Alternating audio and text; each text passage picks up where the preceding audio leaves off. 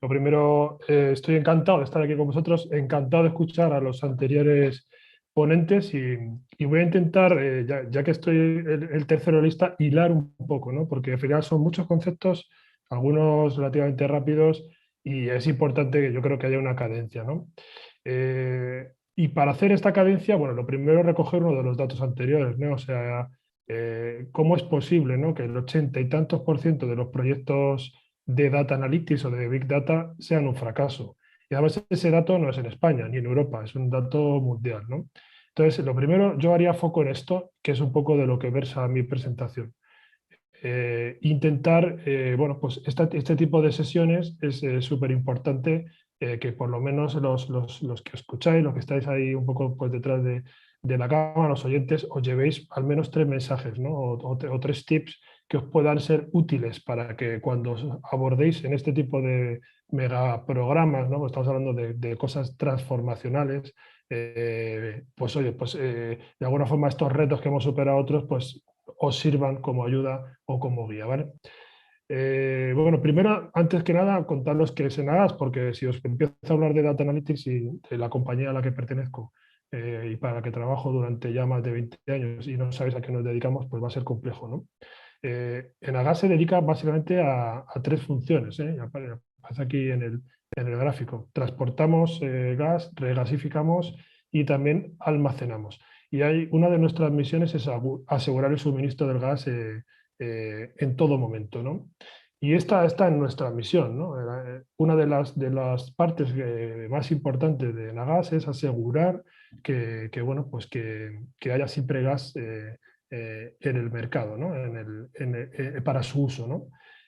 Si tiras de esa misión, una de las demandas principales de proyectos es predecir, ¿no?, cuánto gas natural se va a requerir para que siempre lo haya, ¿no?, para que esa misión se lleve a cabo. Y cuando hablamos de predecir, empezamos a trabajar ya con datos y con analítica avanzada, ¿no? Y de ahí el que se haya hecho, bueno, con estos últimos 2 años y medio, muchísimo foco en hacer un área, una gerencia, que es la que lidero yo como Chief Data Officer, ya no solo de ayudar a progresar en productos de Data Analytics, sino de hacer un cambio, que es un poco lo que hemos estado viendo hasta este momento, cultural de la compañía, para que cualquiera tenga capacidad de, en modo autoservicio, que es de lo que vamos a hablar hoy, recoger esos datos y generar sus propios insights, sus propios cuadros de mando, su propia analítica avanzada y, bueno, como comentamos al principio, la guinda de estos pasteles, hacer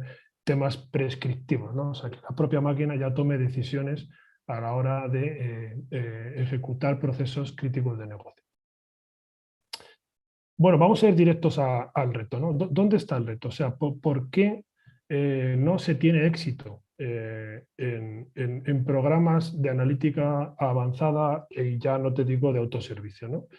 Y cómo se puede ayudar, ¿no? Desde un equipo, como hemos visto hasta ahora, ¿no?, un equipo multidisciplinar y muy enfocado a la parte técnica de ingeniería para que esto acontezca. Bueno, si lo vemos a nivel macro, a lo que es un programa que ya hemos revisado, ¿no?, pero de un programa de transformación digital, de data centric, de que los datos estén en el centro, de que haya un cambio cultural grande en una compañía, digamos que construimos una especie de cohete en el que, bueno, pues ese cohete al final tiene como cuatro grandes pilares, ¿no? Tiene toda la parte de data governance arriba, es decir, tiene que haber un proceso y unos procedimientos, una norma, unas políticas y todo bien encajado para que la compañía de alguna forma tenga sus datos gobernados. Eso es evidente, hay que hacerlo y está dentro de la estrategia. Evidentemente en el medio tenemos una mega pieza en nuestro cohete que vamos a lanzar, ¿no?, que sería toda la arquitectura técnica, es decir, sin la tecnología y que vaya esto como un reloj, pues tampoco va a salir y esto evidente, es algo evidente. Y luego tenemos toda la parte de la estrategia de negocio, ¿no? O sea, el negocio que de alguna forma esté enfocado y empujando esto.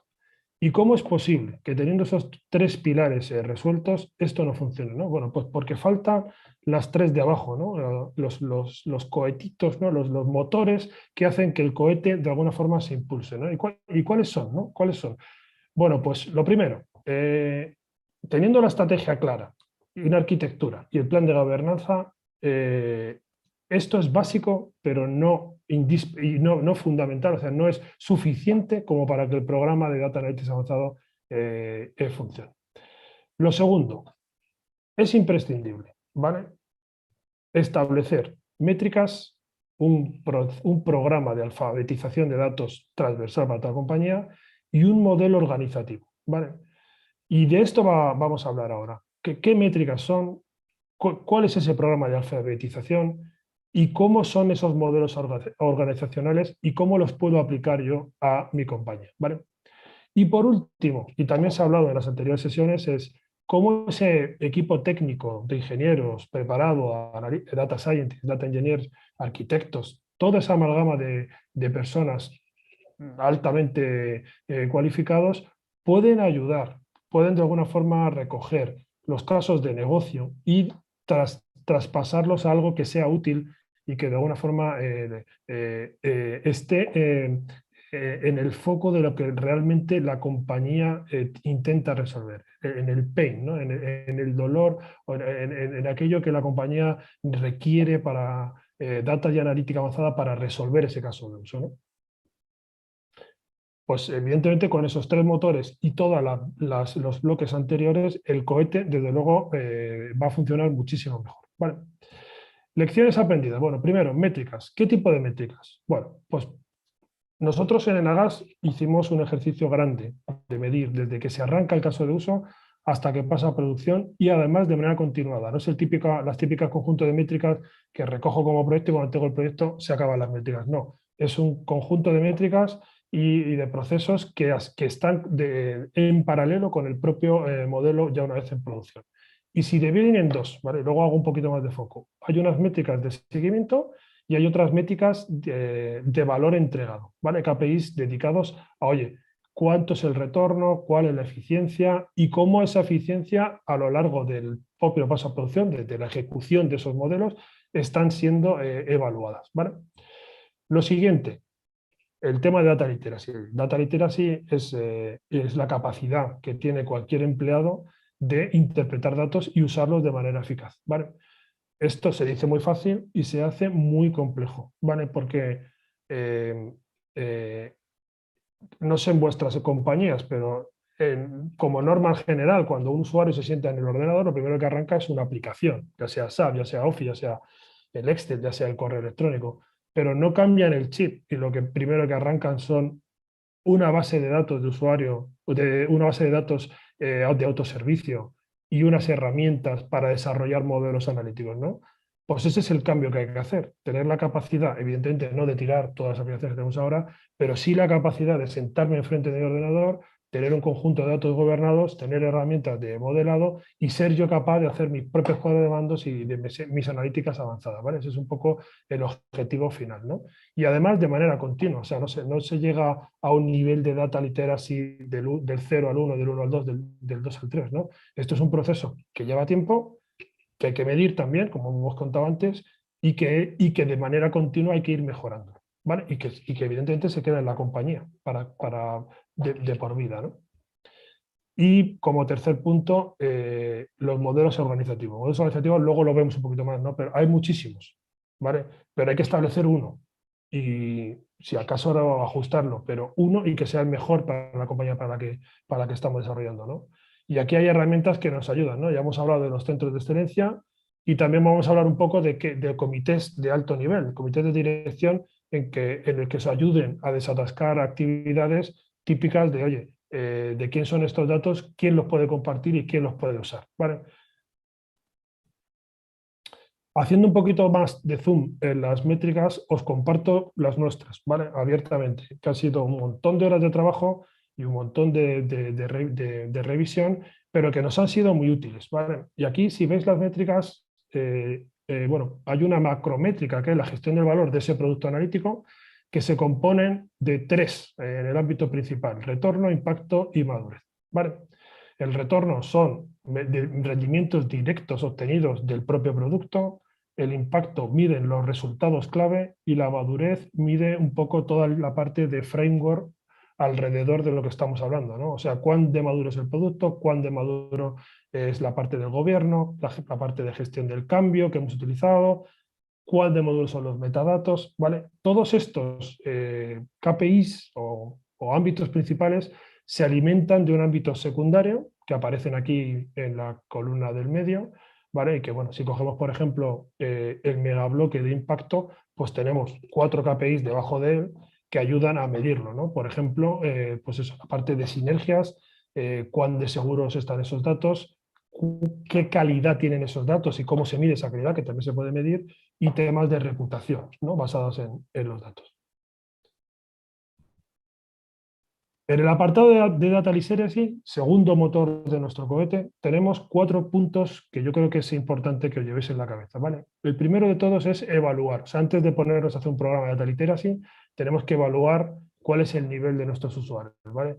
Y a partir de ahí, identificar qué niveles se requieren, o sea, cuál sería el siguiente paso, y hacer un programa con la dirección de recursos de talento de la organización compartido para ir pasando, haciendo un reskilling, ir pasando ciertos niveles para que ese programa de Data Literacy vaya calando en todos los ciudadanos o usuarios de los datos, ¿vale? O sea, primer punto, evaluar el estado actual. Segundo punto, orientar hacia dónde queremos que los distintos roles de la compañía se vayan a adaptar sus currículums a ese modelo nuevo de Data Literacy.